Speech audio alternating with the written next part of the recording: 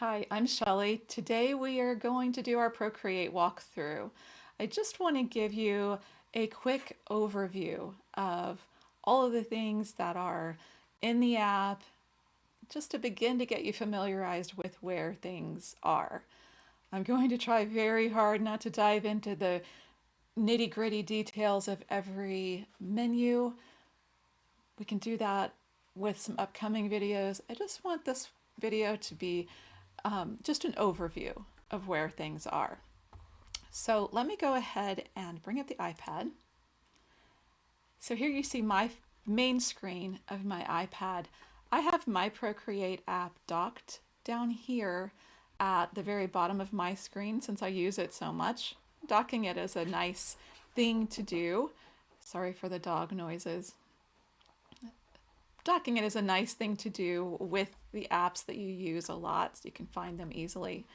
So when I click on the Procreate app and come into the main gallery, this is generally what will pop up first. If you've been using the app, sometimes when you open up the app, it will automatically go to the project you were working on. Generally, the first screen you see will be this gallery screen. This is where all of your different artworks live. And it's a good idea to keep it a little bit more organized than mine is. Mine is a mess. I need to sit down with it and go through things. But let's just talk real quick about just the things that we can do on this main gallery screen. I had my select tool on, so I'll go ahead and turn it off so that you can see what it will look like as you start.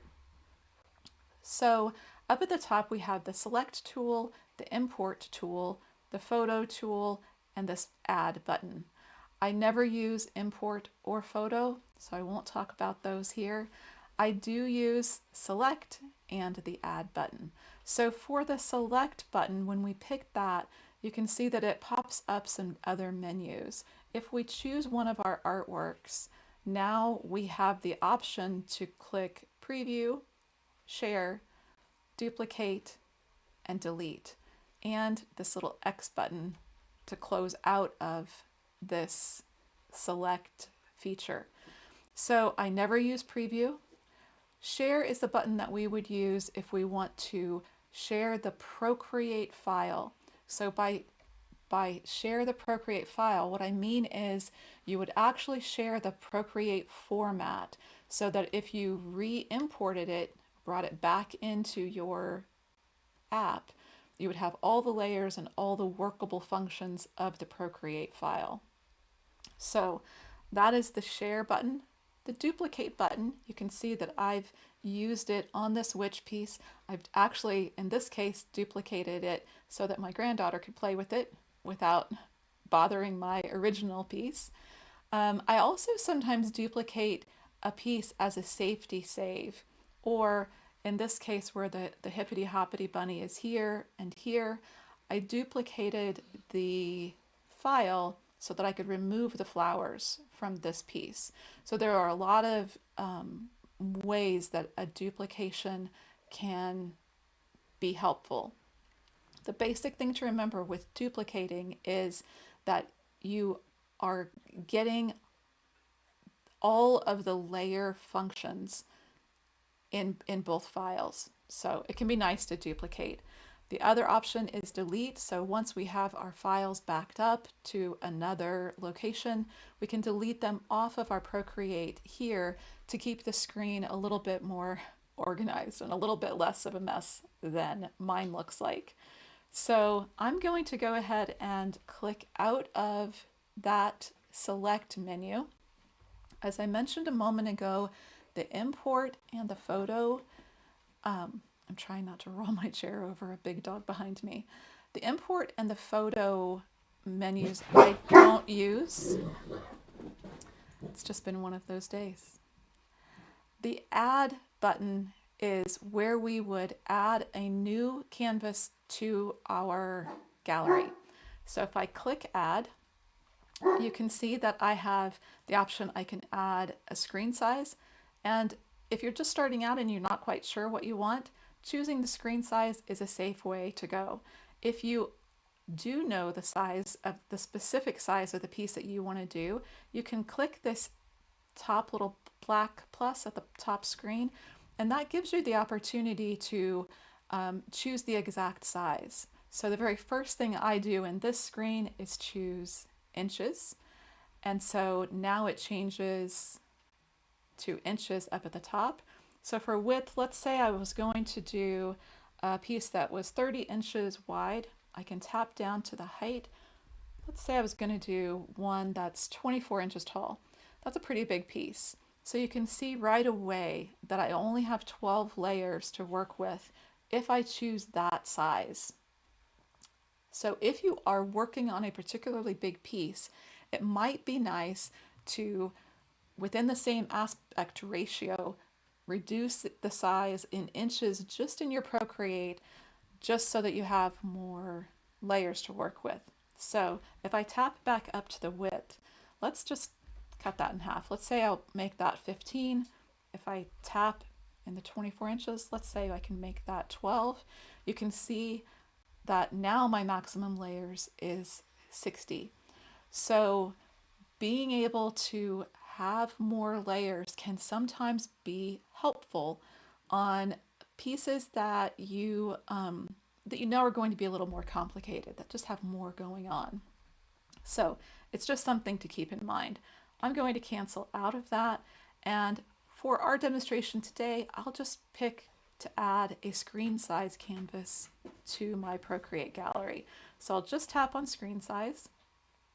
You can see that it gave you a little clip of that going onto the gallery page, and then it takes you right into the canvas itself. So if I put two fingers down on the screen and pinch in, you can see the exact canvas here that I can work on. So you can see the edges of the canvas as I go off the edge. So again, I mentioned this before, and I know I'll mention it a lot in all of the classes. Put two fingers down to pinch in, we'll zoom out, pinch out, we'll zoom back in, and you can really zoom in really close. I love using, I always have my fingers working on my Procreate canvases, because no matter how you're sitting, sometimes I'm sitting on the deck working on a piece, I can turn it and have just the right angle for what I'm doing. I'm going to actually two finger tap to undo that scribble that I made. Two finger tap is it's a gesture that you'll use a lot. So now that we have our canvas up, let's talk about the menu that's here within the canvas. And I call some of these tools different things. You'll hear them in the classes that are coming up. So, it's just the way that your brain works as you sit down to work on something. It's easier to think of them as the arrow tool or the ribbon tool or the magic wand tool or the wrench tool than sometimes what Procreate calls them. But let's go ahead and start over here at the left-hand side. These are the slider adjustments. I have mine on the left side. If you've just downloaded this app, you might see them on the right side. I'll go over how you can change that in the next video that we'll do, where I talk about some of the different settings that I have on my iPad.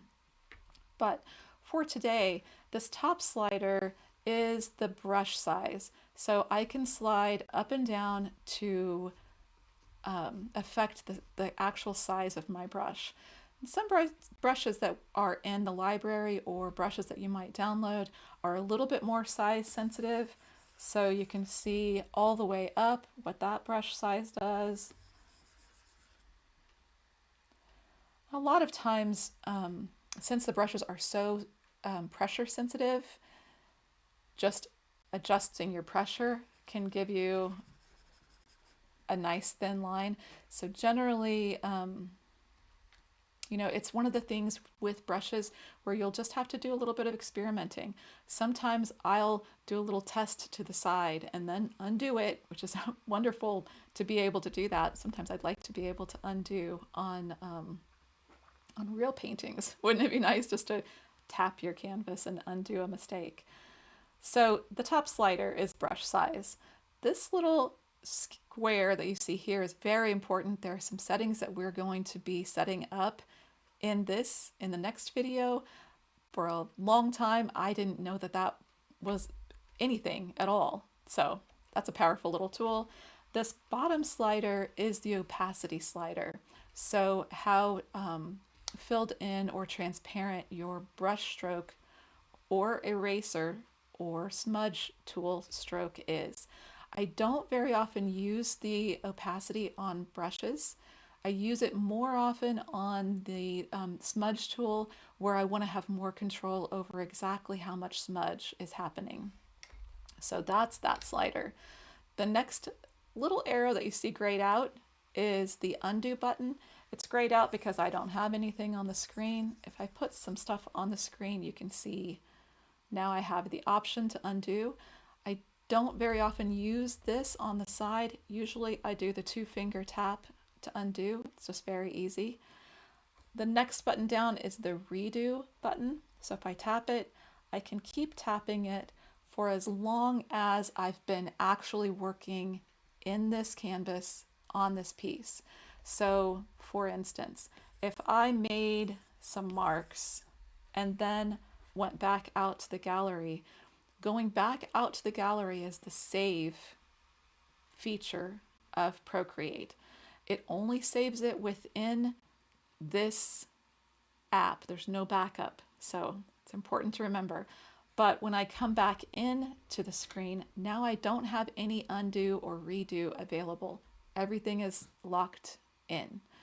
What I could do, and what I'll do for this, is I'm just going to delete this layer. And again, we're going to talk a lot more about layers coming up, but to delete it, I'm just going to swipe to the left and I can clear the layer. So those are all of the tools on the slider that you see to the side of your Procreate app. Next, let's talk about the menu that we have up at the top left corner. So I already talked a little bit about gallery and that save function. It has caught me a number of times where I had some changes I wanted to make, went back out, and it was saved the way that it was. The other thing that's important to remember is if you have, let me just show you. I'm going to do a masterpiece of scribbles on this.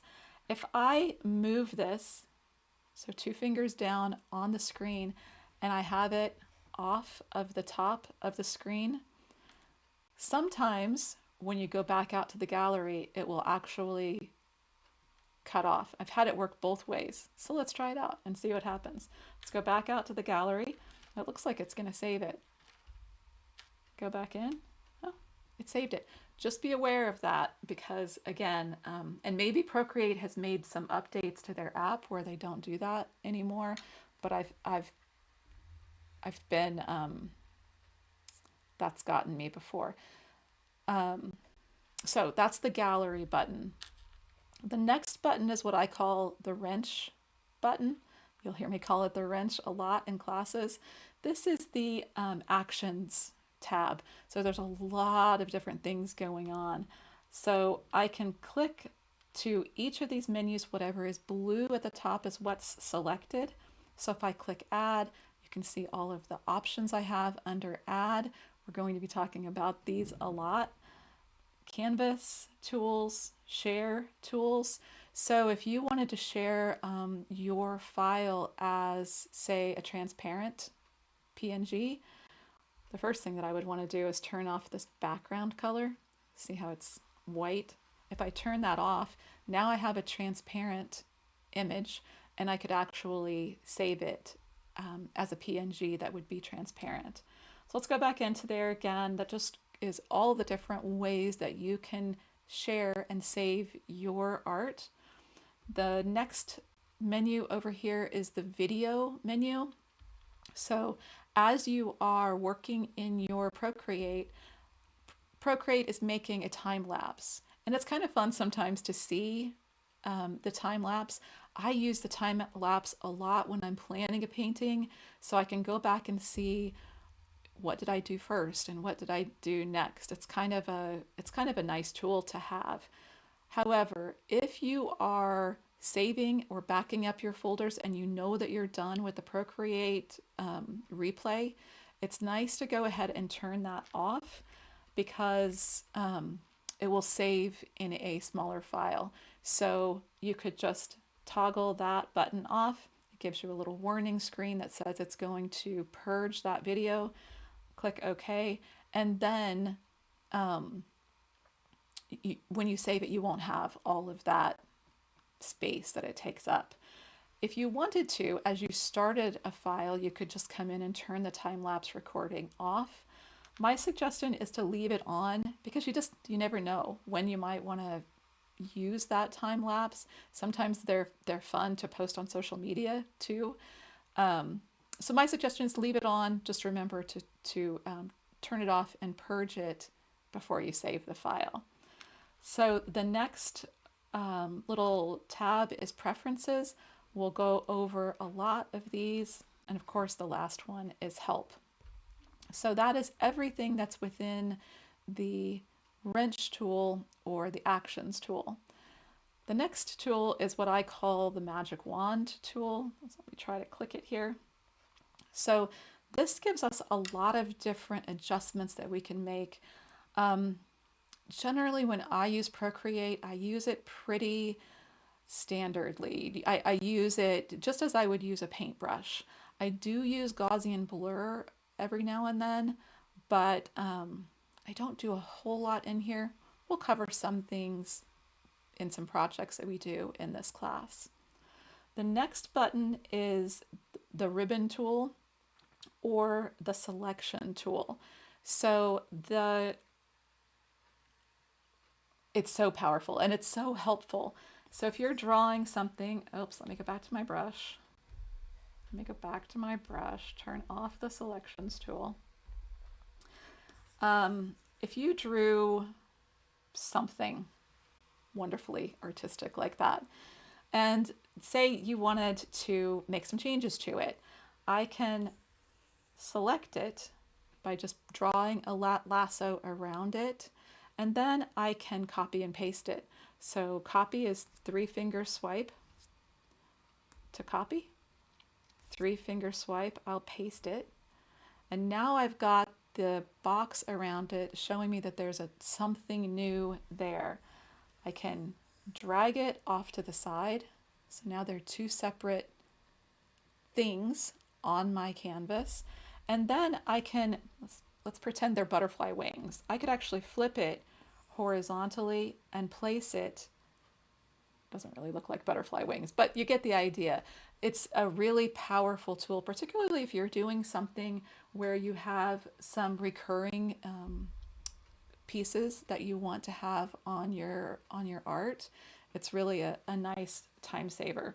So there's lots of things within that selection tool that we can do. The next tool is the transform tool or the arrow tool. So here we can actually adjust parts, whatever we have on different layers. So you can see we have these handles where we can resize. So if you drew a new nose and you thought it's too big, you can resize it in here. This the green, I can use to turn it. And then there's a whole bunch of different things down at the bottom that we can do. The important thing with this tool is to make sure that you're on uniform usually. If I click distort, you can see that I can really twist and change it up. Warp is even more fun. So that's just kind of a little bit of an overview on what is in the selection tool. The last section that we're going to go over really quickly are the buttons to the side over here. And in upcoming classes, I'm going to be doing a deeper dive into what each of these menus is and how you can use it. Basically, the first one that's blued out here, this is my brush tool. So you can see when I click it that I've got a whole list of brushes. This is the Procreate library. This is an update that Procreate recently added where they did a division of the brushes library. So if I two finger pinch in on this brush library a little further, now you can see I've got my Shelley Parker art brushes, which I'm still moving over since this is a new feature with Procreate. I've got the classic library and the Procreate library. So if you're used to the classic library, if you've worked with Procreate before, you might want to choose the classic library. Um, like I said, I'm going to dive into all of these a little bit more. But one of the nice things about the classic library is this recent button. So when you're working on a piece, clicking back in and easily being able to go right to one of the brushes you recently used is kind of nice. So the smudge tool works exactly the same way. You have the same brushes that you can choose from. So again, if I click that button the second time, it brings up the library. I can choose a different brush. Same thing, I can do the two finger pinch in to see all of the different libraries. Generally speaking, when I move from the brush to the smudge tool, I usually use the same tool to smudge as I did with the brush. So the nice thing about choosing that same brush is if I just tap and hold, you can see that I had a little pop-up that said smudge with the same brush. Now, when I come in to smudge, let me make sure I'm on the right layer here. I'm actually smudging with the very same brush that I was using to paint with. It's not, I don't always do it like that, but it's a nice little shortcut to have. The same is true with the eraser. With the eraser, you can pick which brush you want to use. So if I click it to turn it on, now I have the eraser that I can use. If I click it again, I can see which brush I'm using. So I can use it to just erase different parts. Again, remember with all of these, the brush, the smudge tool, and the eraser, your size tools and your opacity tools will come in handy. So that covers a quick overview of the brush. The smudge tool, you could think of the smudge tool too as a blur tool or a blend tool. And as I mentioned, I think earlier in this class, I sometimes with the smudge tool will reduce the opacity just so I can have a better control over how much it's smudging when I'm working. The, oh, I actually did it on the eraser. So you can see when I did it on the eraser that it at a different opacity that it affected how much it was erasing. Usually I have eraser set on 100% because I don't want the little shadows left. So you can see with the smudge tool that the opacity can help. You can just make it a little bit of a softer blend if you reduce the opacity of it. And then the eraser tool. So those are those three tools. The layers tool is this next little stacked squares that you see here. This is a very important tool to use. I always tell people when in doubt, add a new layer. You can always merge layers later. So to add a layer, I would just click the plus button. And then you need to think about this as kind of the way you would think about papers stacked on your desk. So this top one would be what's on the very top, and then just under that, and just under that. And the reason it's important is because what's on top can hide what's underneath. So as you begin to work with Procreate, you want to be able to manage the layers and the order that they're in. So are going to be doing a big dive into the layers and some different things to keep in mind. But we're also, as classes go forward in this playlist, I'll also be doing full digital paintings with you. So in each one of those projects, we'll cover exactly what I'm thinking about, what layers I'm adding, and why I'm doing it.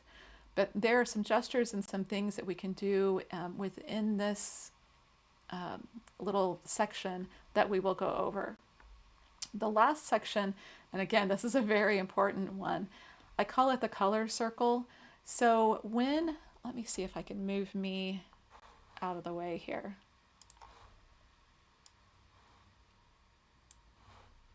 So when you pick the color picker here, you can see the color that I have picked. You can see exactly where it is on the classic view. So knowing that there are these options at the bottom are very important. So the disc is kind of the classic color wheel disc. Classic is the one that I use most often.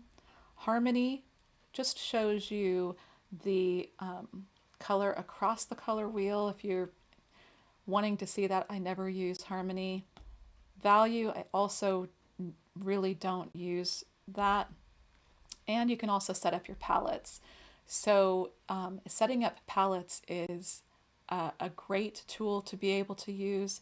That way you have your colors saved and you don't have to wonder which colors you used. I don't always set up a palette for every piece, but if it's a very complicated piece, making palettes is a really good thing to be able to do.